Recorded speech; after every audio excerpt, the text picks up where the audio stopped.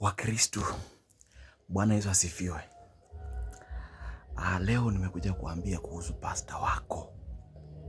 Pasta wako kama ajai soma kitabu moja kwa Biblia ambacho ni 1 Timothy 3 chapter 3 verse 2. Kama ajai soma kanisa mkasikia, basi wacha nikuambie, huyo pasta wako ni mkora.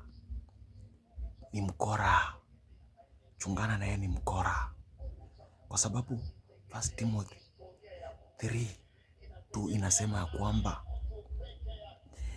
askofu mzuri ni mtu mwenye mke mmoja, ni mtu mwenye asiyependa fedha, ni mtu mwenye anayesimamia familia yake, ni mtu mwenye anayejukumika.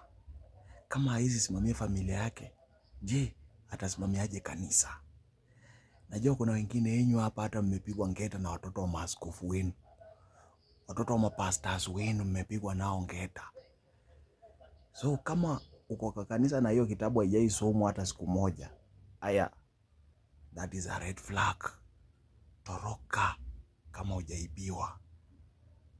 Ukipata pastor mwenye anahubiri tu toa na asomangi hii kitabu ingine, ni mkora.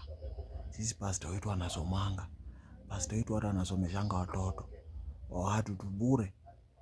Sasa wenu kama wafanyi hizo vitu, ako na wake wengi, akiona kama msichana kwa kwaya kanaimba vizuri, kwa praise and worship kanaimba vizuri, anakuambia nataka tuongee kwa ofisi.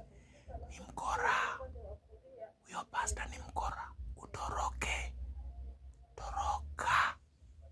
Kimbia kabla ushikwe.